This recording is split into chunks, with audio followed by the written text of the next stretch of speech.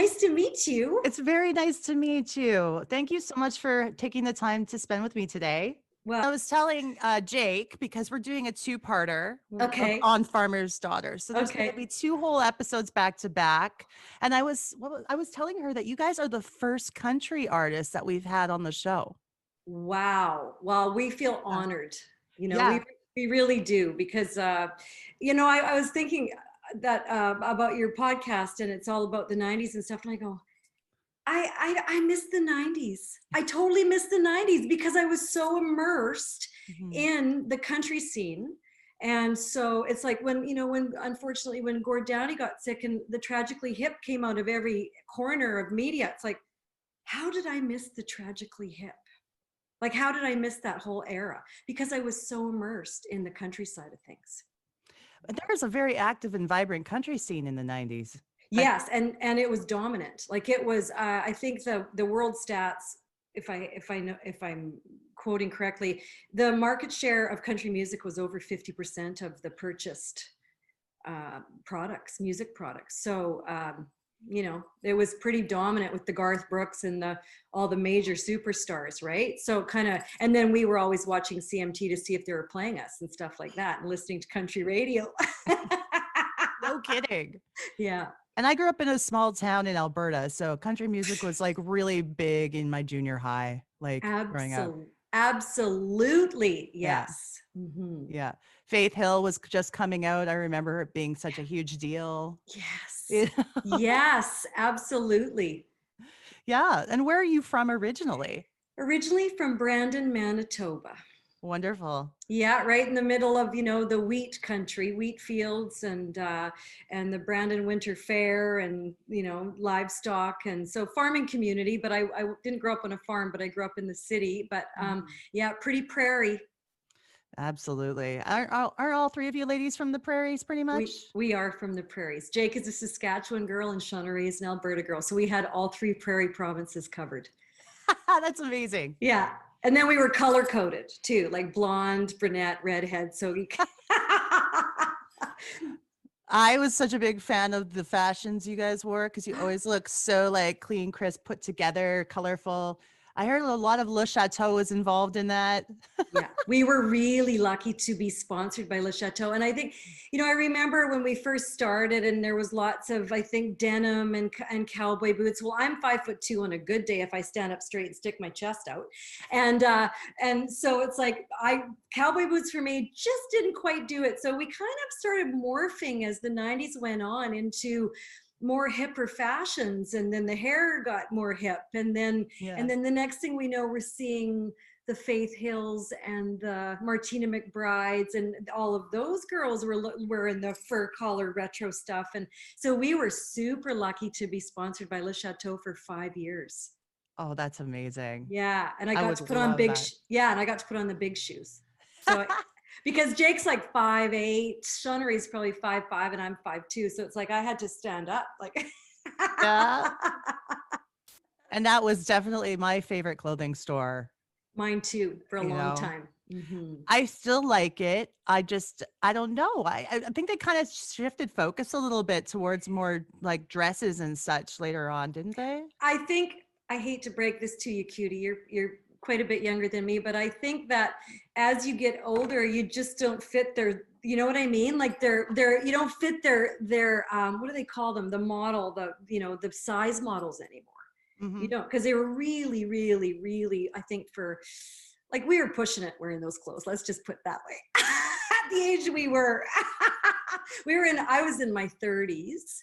I don't think Shauna Ray was yet, but you're pushing it a little bit, but that's kind of, I think it was geared towards younger adults, but Mm. really great fashion. And that's one thing we were all about was keeping current and really looking great on stage. And you did. You Yeah. absolutely did. Now, can you tell me about when you guys went to entertain the troops? Because what an experience that must have been. Yeah, we did that a couple of times. The first time, I believe it was about a 30-day trip, and we started, I think, in Labrador, maybe. I think we did a base out in Eastern Atlantic Canada. And then we went to Bosnia, and we ended up touring around war-torn Bosnia and some of the camps. And it was really, I think what I came home with from that tour was how proud I was of Canada. Yeah.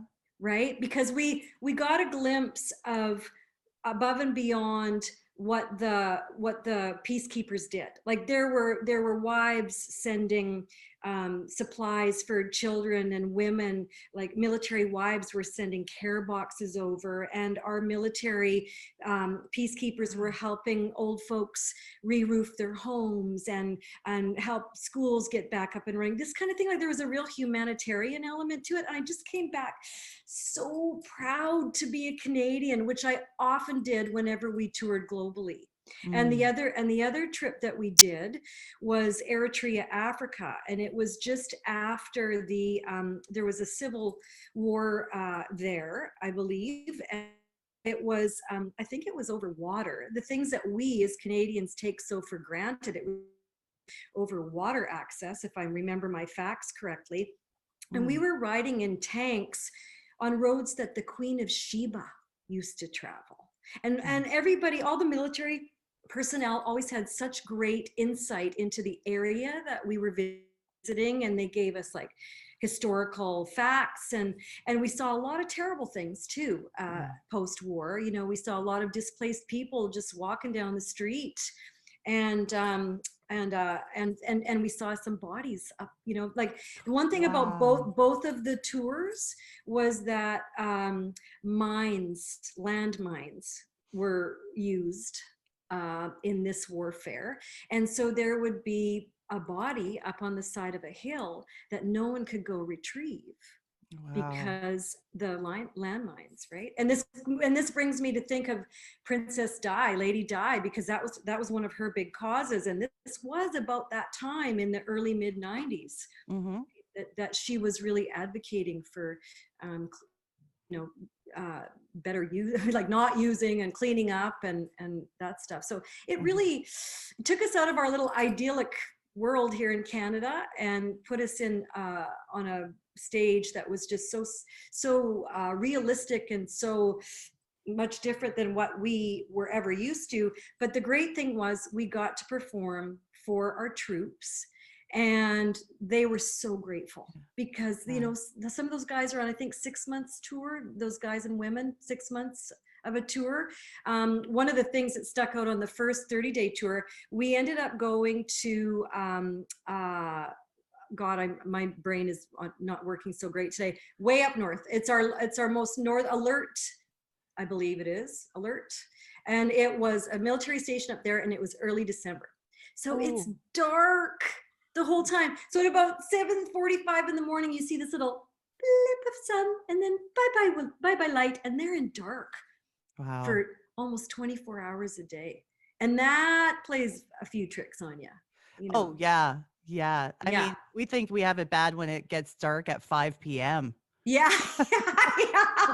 Yeah. Try living in 23 hours and 45 minutes of dark. Yeah. Yeah. Rough. So those were life-changing experiences for me, really affirming, you know, how great it is to be a Canadian.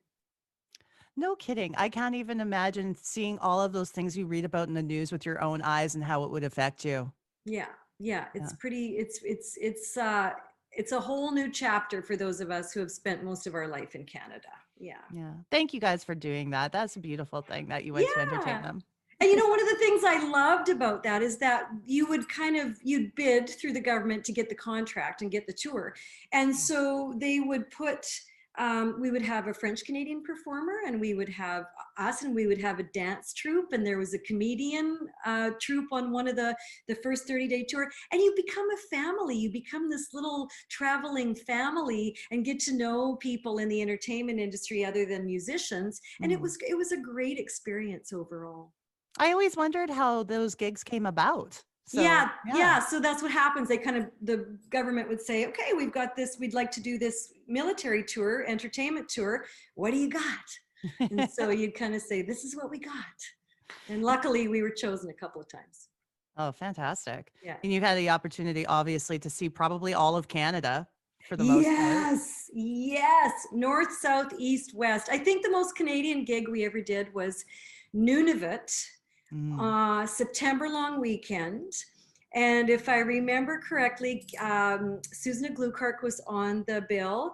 Kim Mitchell was on the bill. Trooper was on the bill. Trooper plays everywhere. I know. And Farmer's Daughter, and I think it might have been, I think Sue Medley was, or Sass Jordan, one, I can't remember. I think maybe Sass it was, but anyway, that was a long time ago.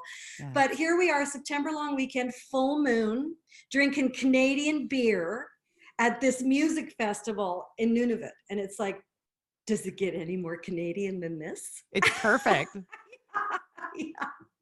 Absolutely. Perfect. Yeah. What's some of your favorite places you visited in Canada on the road? I think that we did a 10-date tour of Newfoundland. That is such a, I encourage every Canadian to do a trip to Atlantic Canada. Newfoundland especially stands out in my mind for the people and friendliness and just fun. And we always loved going to Atlantic Canada, you know, always loved it. And so that I think is probably some of my fondest memories of touring. And of course, we were prairie girls. So every time we stepped on stage at a fair on the prairies or a rodeo, that we really had such great support. I mean, it's a bit of a blur now, but because you're in it, right? You're in it. But when we're together, sometimes we'll say, "Do you remember that time? Do you remember that time?" And can call up some really good memories. And another fun one, I don't know if you're going to ask us about this, is when we went to play the Freewheels Festival in Clermont-Ferrand, France. Wow. Do you know about that one? Okay, so I don't think I was on the internet much back then, and I was touring, and so I'm telling one of my really good friends, I said, "Yeah, we're doing this Freewheels Festival." The year before, we had done Euro Disney, just outside of Paris. So we stayed at Euro Disney, and it was about, I don't know, I think it was an hour train ride outside of Paris or whatever. But the guy who booked us for this Freewheels Festival the next year. And so we start to learn a little bit more about it. And I said to my buddy, so we're doing this Clermont-Ferrand, France Freewheels Festival. And he did a little research, and he said, "Do you know what that is?" And I said, "No." He said, "It's a motorcycle convention predominantly attended by Hell's Angels." I went, "Really?" And it was amazing. It was amazing. And when we got there, it was like Joe Strummer and Wishbone Ash, all these really big European kind of rock acts, and us. Mm-hmm. And it's like, and I'm going, what are we doing on stage with these monster people in Europe, of huge followings? But it was really fun. My niece was 20 at the time, and she was backpacking around Europe with her best friend. So they actually ended up meeting us there. And the afternoon of the day we were going to play, we were out in the crowd, and they had an R&B band that was doing Motown, and that's my thing. Like, my first love is R&B, disco, funk, all that stuff. So so I'm just like loving this, and then all of a sudden these women come out, and then all of a sudden they're like taking off their shirts, and it's like, and I've got my hands over my niece's eyes and her friend, and I said, "Your parents will never let you come anywhere with me again." Right? It's just like but it got a little crazy that night. There's 3 guys rushed the stage when we were doing our set. One guy was clamped onto my mini skirt with his teeth. Well, need I say more? It's all on video. We have that all on video. And last time we were together in 2016, when we got inducted into the BC Country Music Hall of Fame, we watched that footage and just like laughed our butts off. Because I'm looking at the two of them. I'm always in the middle. So I'm looking at the two of them, and they're looking at me with these eyes. I'm going, "It's okay. We can handle this. It's okay. We can handle this." And I'm trying to do our little go-go moves with some guy who's attached to my skirt with his teeth. Yeah. Security? Hello. Security. But you know what? They are security. The security actually didn't end up removing him. Of course, it was a party atmosphere, and everyone had too much to drink. But that's a standout memory for me. That is wild. Yeah, it's hard to dance with a 180-pound man clamped onto your skirt with his teeth. That's an unforgettable event, I'm sure. It was, yes.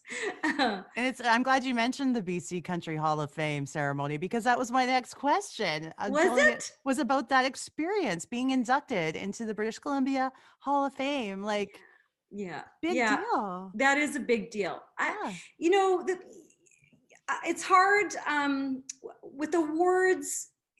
You need to we're always grateful for awards, and to me, awards always signify a validation of how hard we worked. Hmm. Because there was a joke in the industry, you know, the hardest working band in showbiz, Farmer's Daughter. And we toured a lot. We were always doing media. When we were on tour, it was like radio starting at 7 in the morning or earlier and going all day and doing TV and radio and meet and greets and sound check and then get on the stage. And then if you're lucky, go back to the hotel if it has a lounge, have a beer, and then, you know, get to bed and repeat. And it was a great fun, but that is what awards mean to me. It's a validation of how hard we worked. So to be inducted to the BC Country Music Hall of Fame was super special because, and also you want to always, you feel extra special when it's your home area. Yeah. That's acknowledging you. So we were really fortunate. We always had great support from the Country Music Association here in British Columbia. That's something else, man. That's a huge thing. And I mean, Yeah. BC has a legacy of a lot of great music coming out of that Yeah. province as well. So Yeah. Yeah. fantastic. Yeah. We try not to have an inferior complex to Ontario and Toronto, you know? I like to forget that Ontario's there sometimes. We're here too. Yeah. Exactly. Out west. Yeah, out Absolutely. west. Yeah. So in 2017, you put out a disco record called Mirror Ball. Oh, you've done your homework. Absolutely. Yes. And Yes. and you're mentioning that your first love is like soul R&B and whatnot. So tell me about making this album. Well, you know, for since 93 I've been co-writing and working with a producer here on the West Coast named Alan Roger, and Music BC has put out some amazing grant opportunities over the last few years. And he went to, you know, he phoned me up, he said, "Kid, we're gonna make a record, we're gonna apply for this grant, and it's gonna be disco." And I said, whoa, I'm in. So writing is something that comes in spurts with me. So I'd written a lot of kids stuff earlier after my son was born, because everything's a song once you have a baby. But and so I really had to discipline myself, because at the same time I'm running my music school, I'm teaching 13 classes a week, and I'm teaching a lot of private lessons, and I'm mentoring a lot of semi-pro and pro level young acts and stuff. So I got a lot going on. So I'd go into the studio and we'd do a couple of days a week, and we'd just focus on the writing. So it was and I always am a little insecure about writing, because if I looked at the three components of who I am, I'm a singer first, an entertainer second, and the third thing is a songwriter.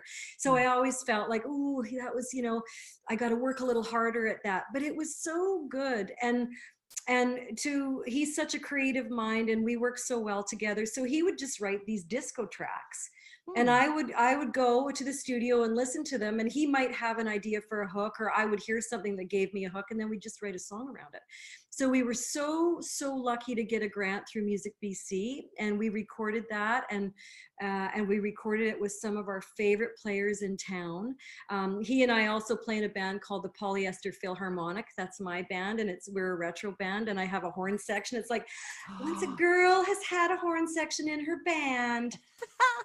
You know, I don't want to say I can die happy, because I still got a lot of singing in me left, but it has been my dream ever since I was a teenager, because I was a teenager in the mid 70s.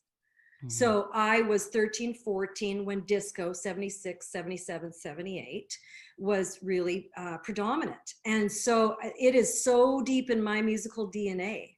that to be able to make a disco record and have Tom Keenlyside, who is one of the world's premier saxophone players, do the horn charts for it, and then have him and Derry Byrne, who also play in my band, come play on the record. It's just like, it was a dream come true.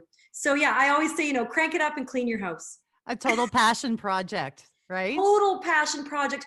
And I think, throughout our career as Farmer's Daughter, we pretty much went with our gut instinct a lot of the times, but sometimes you had to rein it in just a little bit, I remember going to Nashville and stuff, and we were just a little bit outside the lines at that time. We were just a bit too eclectic for the Nashville taste at that time, because, or what they thought, what the radio programmers were selling to the radio stations, because in the 90s, I feel that those boundaries became very kind of narrow. Oh, And okay. we dribbled outside, we'd do a little bit of a gospel flavored thing, or we would do a bluesy, or we weren't country. We had some underlying influences too. So, but I digress. So, yeah, so I think at this point in my life, in my 50s, doing things that I want to do is really important. Absolutely. Yeah, Absolutely. not feeling and the industry has changed completely since we were in it. Completely. Yeah. There's so many platforms to get your music heard on that the audience is going to find you no matter what, your passion project, someone's going to like it. It's not that you're trying to put your passion project inside that slot. Right now, there's so many platforms for people to find you. And you spent enough of time in your career when trying to fit into this mold to get on radio. I can imagine that if you're doing a little bit of gospel flavor and a little bit of blues, radio stations are going to go, well, we can't play that because it's not this, it's not that. And then it's like, what station is going to play? Yeah. So Canadian radio was so good to us. They were so good to us, mostly. There's just a couple of stations I could bring up other things about. But anyway, that's one person's opinion. But, Canadian stations embraced us. And so that was my personal take about going to Nashville, feeling like we had to really fit into that slot. And and we dribbled outside the lines a little bit. Because I think one guy even said, well, what are you? Are you a pop band? Because we really straddled the pop line. And that was to our benefit, because I can't tell you how many times after a show, and we loved going out and meeting the audience after a show, somebody would come up to us and say, and they felt like they had to whisper it, I don't know if I should say this, but I don't really like country music. But my friend dragged me here, and I love you girls. We were almost like a stepping stone to what was really, the stuff that was going on at the time, because we did dribble outside the lines a little bit. And so many times people became country fans because they liked our music. And we weren't what they thought of country. And when Jake and Shauna Ray asked me to join the band, and I think it was 93, I thought, oh, I grew up on country and I don't know if I want to do country. And then I started listening to what country was in the 90s. And it's like, this isn't country. This is the Eagles, 1974, which I love, right? All the vocal bands, and I absolutely loved the sound. And then of course, when we sang together, there was this blend that was almost, they are family, they're cousins, first cousins. And I fit right in, and we developed the sound, and then we just went from there. So I really liked what country was doing, because it did lean a little bit more to the pop side of things rather than the twang side of things, the Western country and Western. So it got a little wider in that way, and then we went a little bit wider than that, and that served us well when we were doing concerts, because we love to entertain, right up to doing the Jeffersons theme in choir gowns, well, we're moving on up to the east side. Right. So it's like we would throw shit like that into the concert all the time, or do I Got the Music in Me and come out in disco wigs, like, and retro 70s disco wear, because we loved putting shows together and entertaining and adding those little bits. And I was lucky enough to work with a guy in Winnipeg in the 80s who really mentored me, and he had spent time in Toronto in the 70s, and then we ended up being a lounge duo and having a band in the 80s before I moved to LA, and then to Vancouver. And he taught me, he taught me some great ways to twist covers a little bit to make it really interesting for your audience. It's slightly different. And so when I came into Farmer's Daughter, I said, we got to do a clever cover. And so the first albums, and when you do a first album, and I think Shania was an example of this. I don't think she toured her first album because she goes, I don't have enough for a concert. Right? I think that's the reasoning behind it. If I remember the facts correctly, I could be making shit up. I often do. But anyway, I think that's what the facts were. So when the second album came out, boom, she's got all this material for a big tour, and then the rest is history. So with us, we had to, after the first album, and we had to start go out and incorporate some covers and stuff. We would do fun things like That's Where Son of a Preacher Man, the Dusty Springfield, really swampy Memphis sound. Well, we made it country swing. And we put it into our show, and it went over, and we had recorded it. And then, did we record it? Yeah, we did. Yeah, it got radio play. And then we did, one of my favorite things was we did Joe Walsh, Life's Been Good to Me So Far. We kind of countrified it a little bit, and it was so fun to play live, and people respond to it, and it was, building that audience the old way, because it's totally different now. We had to go out and prove ourselves and gain a fan. Right? Nowadays, you post something on YouTube, or Facebook, or whatever, your Instagram, or whatever platform you're using, and all of a sudden you're getting hits and likes. And if these people become a fan from that platform, if you come to tour in their city, they're probably going to come out and see you. Right? Exactly. So that's a benefit from today's platforms for sure, because you can build that fan base without even leaving your music room. It's so true. Yeah. So, but we went out and did it the old fashioned way. We did it, but radio helped with that too. Radio and television appearances, because I think one of the milestone moments in my career, and I think Jake and Shauna Ray would say the same thing, is the first festival that we sang at where people were singing the words to our songs. You see them in the audience mouthing the words to your songs that you've recorded and that are getting radio play. And that was like a moment that's like, people are really paying attention and they really care. Yes. So that, it's like Sally Field, you like us, you really like us. But it was that, right? It was, wow, this medium is actually reaching these people and they're paying attention. And aren't we lucky? That's the moment you hope for, I think. Yeah, as an original artist, is that you've reached them. That exactly that, and when a drag queen show does you. Oh yeah. Yeah. I bet. We did some work in Vegas in the mid '90s, and the Nevada casino circuit, and you're driving down the strip in Vegas, and it's so and so is Reba, and so is Dolly, and we just thought, wow, you kind of know you've made it when the drag queens want to do you, right? So jump ahead a couple of years. We're in Calgary. We're at a London Drugs working with Revlon.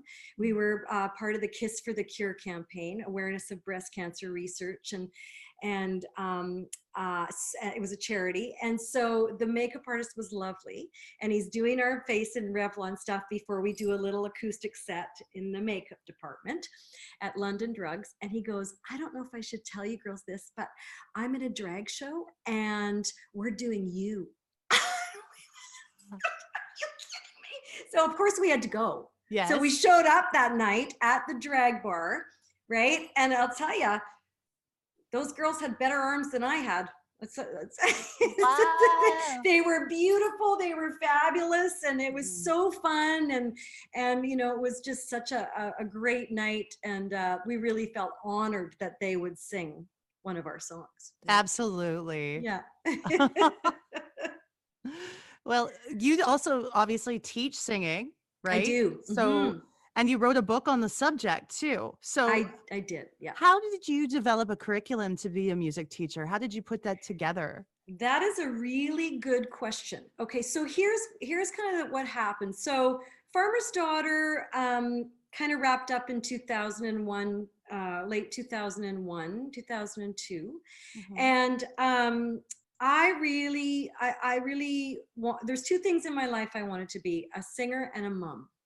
And I was 35, and I thought, I don't want to miss this opportunity to have a baby. So I ended up having a son in 2003. And it just kind of changes your priorities, and it changes the world Mhm. for you personally. So I thought, I can't tour anymore. I can't, like, we did a few gigs with him when he was little, and it's just like, this isn't going to work. And so I thought, what am I going to do? Because all I know how to do is sing. And I was lucky enough to gig around town here in Vancouver, Mhm. in the casinos with my polyester Philharmonic. And one of the things I love doing is lounge, piano voice, and small band stuff. And so I had those gigs going on locally, which was great, and just the right amount. I wasn't out like in the 80s. I think I worked 6 nights a week, 48 weeks a year, Wow, in yeah. Winnipeg. So in the Winnipeg lounge and bar scene. So I had the right amount. And then I thought, I'm going to try teaching. And so over 10 years of me sharing things with students, and I'm kind of self-taught. I'm self-taught up until the point I was 25, and I moved to Los Angeles, and I went to Musicians Institute. Was that a dog or a cat? It's a cat. Hello, kitty. Always wants to be a part of the show. No, So. no kidding. Hi, I'm here. Yeah, extroverted cat. So when I went to LA, late in my career, after working since I was 19 to 25, I worked at the lounge bar scene in Winnipeg, had some great mentors there, Tom Dahl being one of them. And then I thought, I want to challenge myself. I feel like I should learn to read music, and I should better myself. And so I looked into the program at Musicians Institute in Los Angeles. Hmm. So I went there for a year and took their vocal program, and it cleaned up some bad habits I had, and it enlightened me to a lot of things that I could do with my voice. And so I moved from LA to Vancouver in 91.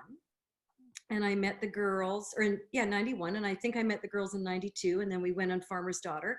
And Mhm. I would do lounge gigs around Vancouver and stuff, and small bar gigs. And then I was on the road for 10 years with Farmer's Daughter, then got off the road and said, had my son, and thought, oh, I think I'll teach. And I didn't know how to teach. And Mm. so I started realizing that if someone says, how do I do this? I would sing it because I could do it. And after all my years experience, and I would tell them how their body feels. So it's like, okay, this is Ah. how it feels when I'm doing this the right way. So I'm taking in a breath, and then I'm using my diaphragm support, and I'm dropping my jaw, and this is what happens. And so all these things that people wanted to know, I was able to tell them how to do it. And I started taking notes. And my students, if they watch this, they'll laugh, because everybody gets a blue sheet at the end of their performance telling them what they did great and what they need to work on and how they can work on it. Mhm. So I asked a lot of my students who had been with me for a few years if they kept their blue sheets, which a lot of them did, because that's what you're paying me for, that expertise. And I started combing through and saw a pattern. And so I wrote a manual called the 5-point singing system, because really great singing boils down to 5 points. It's like a pilot checklist. Mhm. And it starts with breathing and diaphragm support, and then those two work together for creating the right placement in your voice. And then there's something called vocal path, which is the trajectory that your voice comes out of your body. And the Mm. last thing is manipulating the shape of your mouth to modify or open the vowels, right? Ah, Yeah, yes. so those 5 things, you can pretty much fix 98% of vocal issues with one of those 5 points. Breathing is everything. Well, And you would like, know that. You would know yeah. that because you use your voice for a living. Yeah. So you always have to fuel up. And I Yeah. just have to say, and it's so great that you're not one of these broadcasters, but I've been listening to different stations lately. and I'm hearing a trend, and this was brought up to me by a vocal coach named Tamara Beatty. She's worked on The Voice, and I got to do a week-long retreat with her for the Peak Performance Project, it was called. And we were sequestered with a bunch of musicians. That was no fun at all. And we were vocal coaching them. So they were young, professional musicians starting their careers, and we were mentoring them.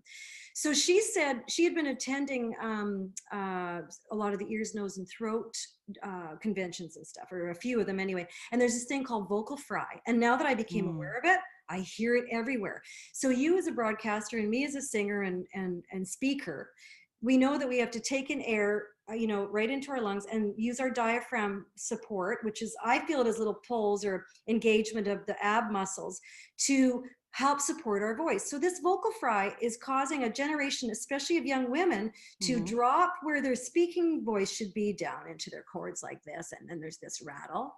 Right. And so there's this rattle called, and it's really hard on like that. And that's becoming their speech pattern. I lived through the Valley Girl, right? We lived through the Valley Girl and Up Talk and all this stuff. So every few years a new vocal trend comes by, but this one's extremely damaging because that is a physical reaction that after a long use, it might really damage your vocal cords because you're dropping down into this area. It's rubbing, right? So I encourage you, if you are a teen to 40-year-old woman, think about pitching up your speaking voice out of your throat, because that's going to save you in the long run. Because and the big approach that I take in my teaching is vocal preservation. Right. So I'm 41 years into my career, actually more. I'm 57. I've been singing since I was 15, and I've been singing professionally since I was 16. And there's only one time in my life I had to cancel a gig because I had laryngitis. And I think that's the only time I can remember I had laryngitis. It was a farmer's daughter gig. It's incredible. You've taken such good care of it. Yeah, well, and I think that I didn't really understand what I was doing until I started teaching other people. I did get some insight at MI, and I got a lot of great information there. And I took that information and built upon it from my own experience and sharing with people what they should be doing. And so it's really kept me on to task too for keeping preservation in my voice too. I had this great experience in Palm Springs. We have dear friends we go and stay with.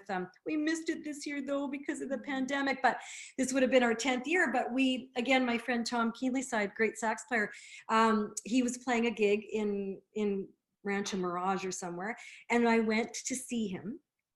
We all went, and in the band was an 84-year-old man from the Frank Sinatra era. He was actually in the group that backed up Frank Sinatra, the vocalists. And if you would have closed your eyes, he sang like he was 30. Yeah. And so he sounded so in control. He did not sound like he was in his 80s. And I went up to him after and I said, I just want to tell you, I am just so impressed. And I said, I knew he was in his 80s. I said, I'm assuming you're in your 70s. And I said, I'm a vocal coach too, and I just want to know what your secret is. And he said, I sing every day. And so for me, one of the things I teach about singing is that it's athletic. So, and that's why we see some of the older acts who can't really sing or support their notes anymore. You got to keep your aerobic capacity up. You got to keep some muscle tone up. You got to keep athletic so that you can still deliver. Often I say big notes are like batting a ball out of the park. It's like you shift that energy and you whack that ball and away it goes. Well, that's a similar thing to singing big rock star and diva notes. You got to take in the air and make that energy happen from your diaphragm support. But if you're like out of shape and stuff, it just won't happen anymore. So singing is very athletic. Yeah. I mean, and I've also been a singer for a long time. I know that if you're really trying to get that aerobic energy, you try doing it on the treadmill and Yes. that'll really get you in shape. That'll get you in shape. Another thing I learned, and tell me if this is correct, but the way to make sure you're breathing from your diaphragm is if when you take a breath in, your shoulders don't move. Yes, that's one of my big things. So so that's a really big thing. I watch people, and if they take a breath in and their shoulders go up, that means they're pulling in their tummy instead of popping. You have to feel some kind of expansion through your midsection. I feel my stomach kind of comes out. Some people feel it sideways. I have a really good friend who's a killer singer, Gord Maxwell. It comes out the back. He says, I feel the expansion in the back. So as long as you're feeling that expansion, but if you're taking in air and you're sucking in, then the shoulders come up, you're creating tension, and you're not getting in the fuel, which is your breath, that you need to get under those notes with once you, that's a really good tip.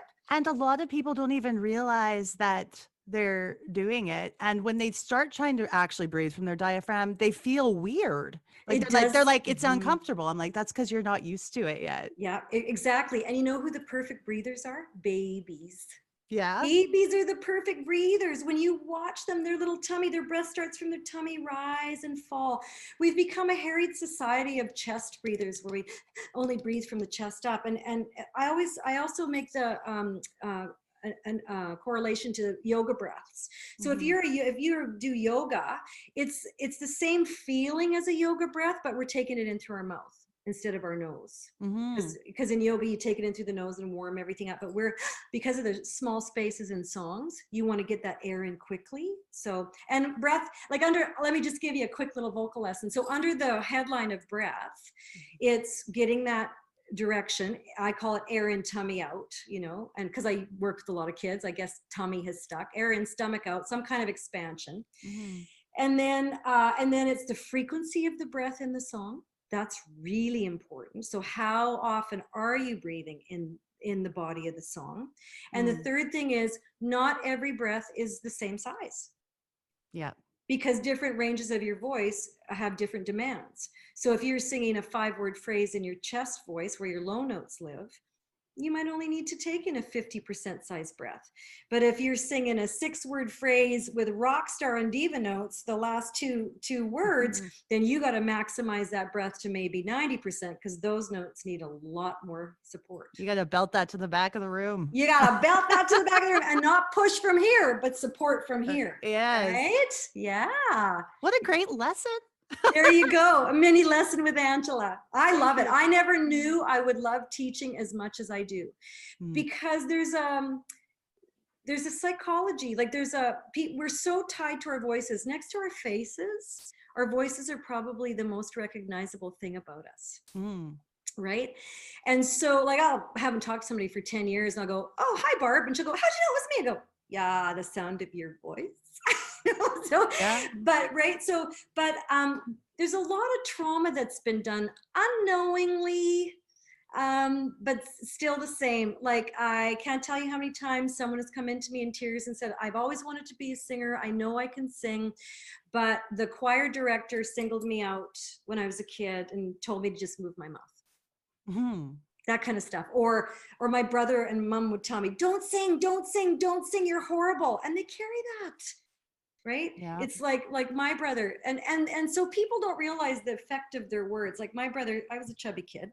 And in the 70s, there was a TV detective named Frank Cannon. And unfortunately, he was about 300 pounds. That was my brother's nickname for me, was Cannon. Okay. So about 2 years ago, now he's 63 and I'm 57. And I said, yeah, well, you used to call me Cannon, as in Frank Cannon. That gave me a complex. I carried that with me for years. He goes, I never did. I said, yes, you did. So people will make offhanded comments that stay with us forever. Yes. And I have all these women especially, and there's a magical age where, the kids are a little older, the career is established, they want to sing.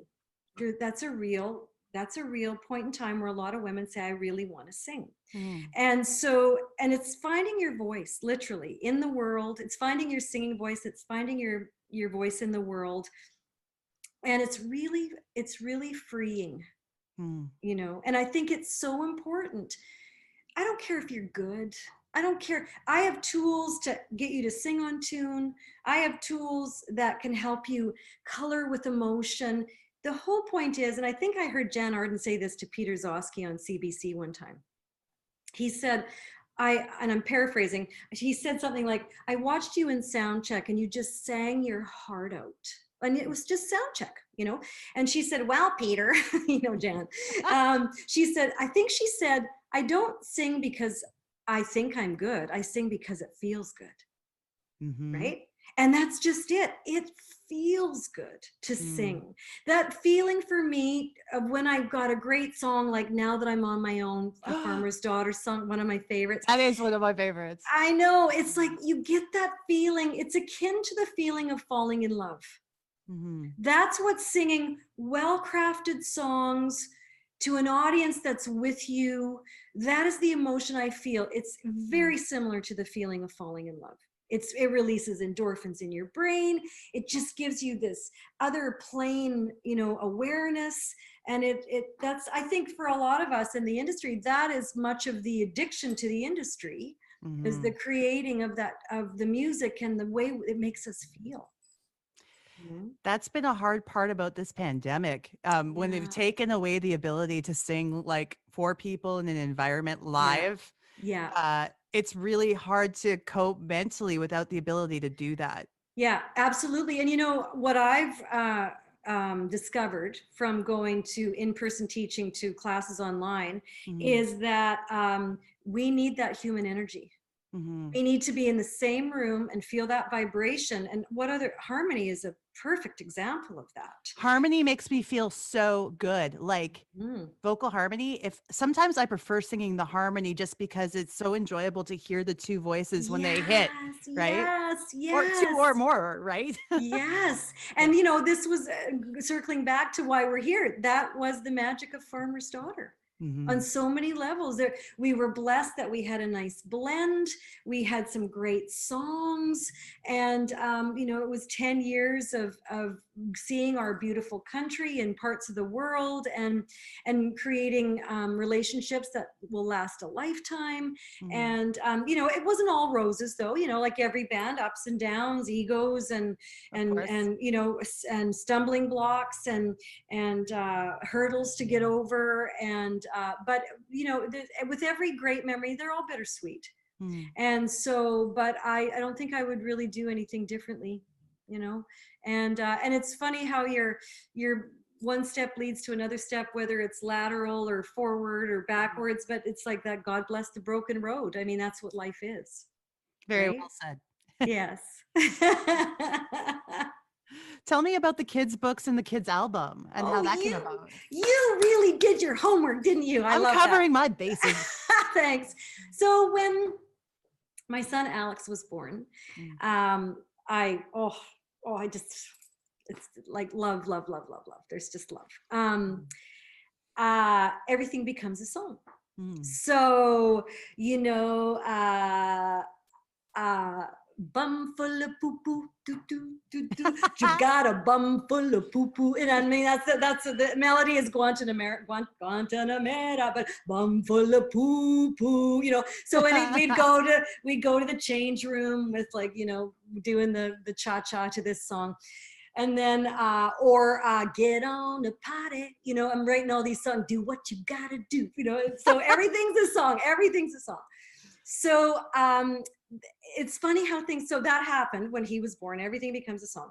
Mm. And one of my students' mothers opened up this retail store that was the Canadian version of Build-A-Bear.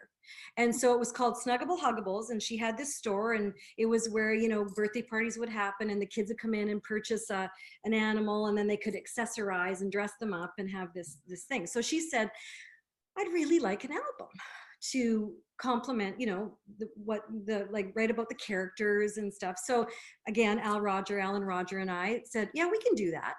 And we ended up writing this kids album full of music about all these different characters. And I wanted to really make it about different styles of music too. Mm. So I would, we would do Country Dog City Kitty. So that's one of the kids' songs that's a big hit. So Alan would sing, well, I'm a country dog, and I'd say, I'm a city kitty, and we'd do this, and it was just doom, doom, doom, doom. It's a old country tune kind of vibe. But the moral of the story was, we're as different as day and night, and we can still be friends, and that's all right. Mm. Right? So there was always little underlying messages for the kids, and we'd dress up in the costumes and we'd do the performances. And to this day, up into the pandemic, I was doing like 12 to 15 performances every spring for this for a program out here called Ready Set Learn, where they bring in the incoming kindergartens, and then they'll bring in the current kindergartens and the grade ones, and sometimes the grade twos, and I sing all these songs for them, and it's so fun. I get them singing and dancing. So from working with the store, which it ended up not doing very well and closing, but I had all this material. And so it got a Juno nomination in 2005. Oh, congratulations. Yeah, thanks. And so we have a Juno, which is like, people go, can I touch it? I'll go, it'll cost you $5. It's so nice to, again, validating how hard we worked.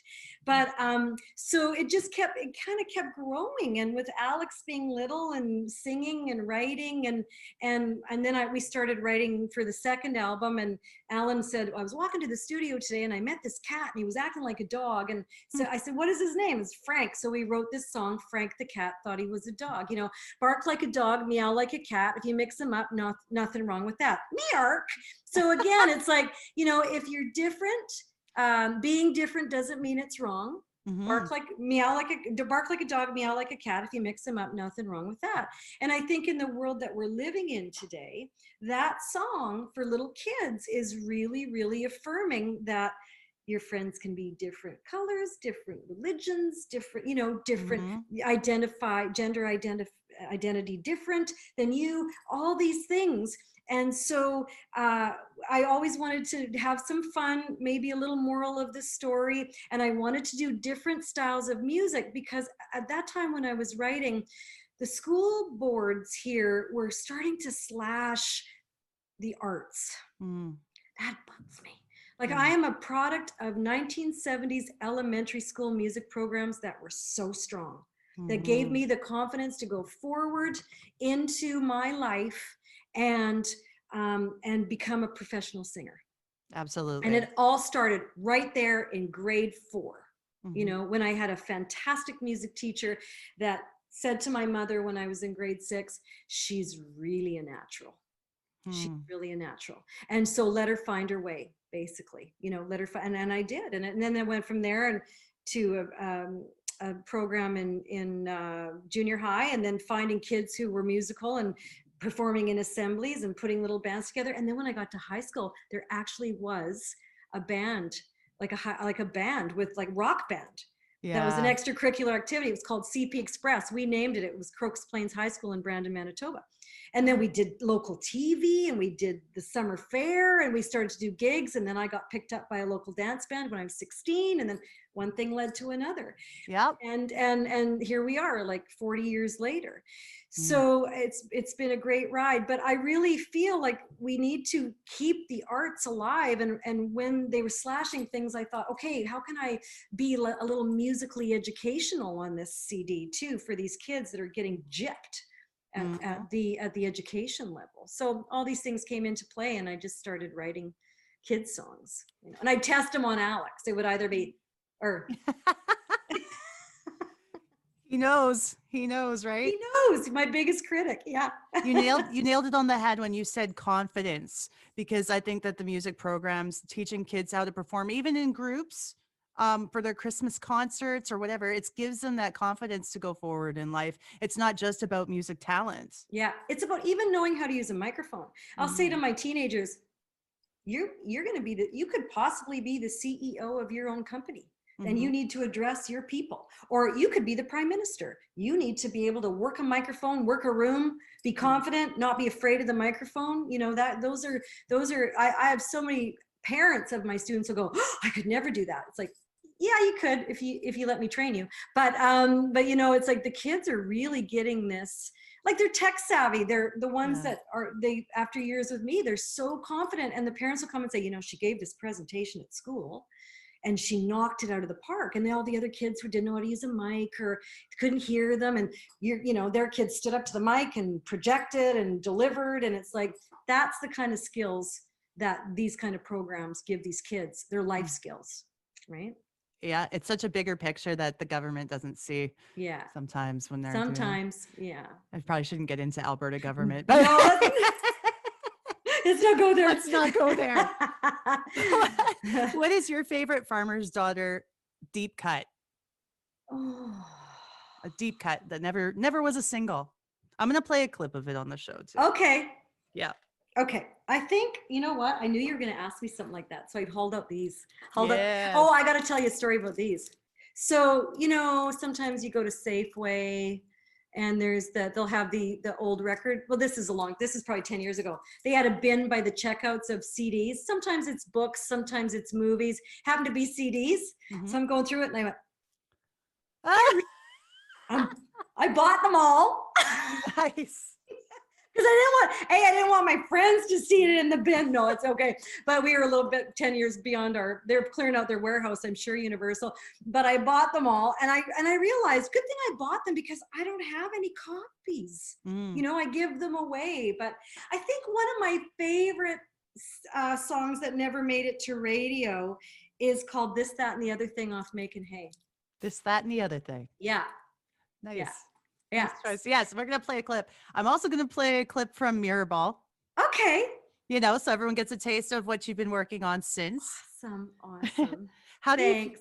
do you feel about the current state of country music and like the Luke Bryans and like this what do they call it, like tailgates and shaking your I'm going to be I'll be completely right. I'll be completely honest. I kind of backed out.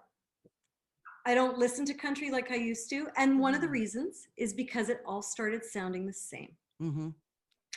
And so even when we were in it, there's this, and some people in the record label industry or the radio industry might disagree with me, but this is my take. It was cyclical in that there were the hat acts, the Clint Blacks and the Garth Brooks, and everybody chased the hat acts. The labels chased the hat acts. Mm-hmm. Why not think outside the box and go think about what the next thing's going to be instead of do what's being done already? So then, and then there was a fair influx of 3-girl groups. Us, the Dixie Chicks, Lace. There was those sisters. I can't remember their names. Sorry, girls. But it kind of cyclical. Then what I feel a healthy industry is when you have a balance of a lot of things, and you have varying sounds and themes. So right now, what little I've listened to, I feel that the themes aren't as varied, and the sound kind of is a bit predictable. Yeah. And so I would like to see it go back a little bit more. And I don't know why that is, because I'm not in that genre anymore. And I'm not even really in the music business anymore. Well, I am, because I my whole life has been in the music business, but I don't, it's too hard for me to keep on top of everything because it's coming at you from everywhere. And if I had to say to young artists, I'm not even sure what I would say to you, how to get started in this business. But one thing I do advocate, and very strongly, songwrite. Yes. Learn to be really hone your songwriting skills, because that is something that will take you far. So you might be more of an introvert that doesn't like being on stage singing in front of people, but you might end up being a killer songwriter. That people like me love to sing those kinds of songs, because I love being on stage. Give me a microphone and a light, find your light. But I just I'll say again, I have not really sat down and listened to country music for hours on end of late. But the few times I've stumbled upon the station, I'll just go, I'm not sure that sounds any different than, I'm not hearing anything fresh. But then again, someone may argue with me, but then again, I haven't really listened intently. I agree with that. I mean, there's people like Chris Stapleton who are adding a bit more flavor. That's more of a soul to it. Totally. So see, we're straddling the bluesy soul, right? And that, to me, that's what you want. You want that diversity in a genre and on radio. And that's what I think will keep your listeners. Right? Agreed. Have you ever considered creating your own podcast? It's a hot thing right now. I know. I might come to you and get some coaching on that. I thought, what I'd love to do? I would love to do a disco revisit. Yes. I'd love to talk about disco in the 70s, but or even with my 5-point singing system. I mean, so I've often thought, but I laugh and go, oh, Kelman, you can barely keep up with the pace you're doing now. Like you're going to add one more thing, you know, but I love creating. We Hmm. are creators and we have to have those outlets. Yes. And so, yes, I have considered that. I'm just not there yet. And when I am, I'm going to come to you for some advice. I'll give you all the advice or help you need. Okay, thank you. This has definitely been something that's kept me motivated during this time of like having to stay home all the time, is just being able to have this kind of an outlet. So Yeah. it's like you want to keep busy doing things you love. Yeah, absolutely. And that you're, and you know, and you learn something about yourself and about your craft every time you do a new episode. So yeah. True. Yeah. And I've had such great opportunities to talk to people like you. This has been so great. Oh, I, thank you. I really wanted just to wrap things up asking you if Farmer's Daughter will ever play together again. Well, you know, we never say never. Hmm. Geographically, it's difficult Right. because Shauna Ray's in Florida, Jake's in Atlanta, and I'm here in North Vancouver. Hmm. And so, but we never say never. And sometimes an opportunity comes up, Hmm. and we can say we'd love to. And so yeah, I mean, you know, we love singing. We love singing together, and I just I try to keep myself in really good shape Hmm. in hopes that those opportunities come up. So you don't have to like kind of like, get in shape right before a tour. It's just like, I'm Right. ready. Let's get on the road. Yeah, let's go. I've been waiting for this. Yeah, because never do we want someone to look at us and go, "Oh, they're a little bit beyond their best before date." I feel so bad for people that I had to have to go through that. But yeah, Well, you know I what know what you you're saying. do. It's part of it, right? It's Yeah. part of the industry. It's like you gotta keep on top of it. Feel young, stay young, Yeah, take yeah, care of yourself. You'll be all right. exactly.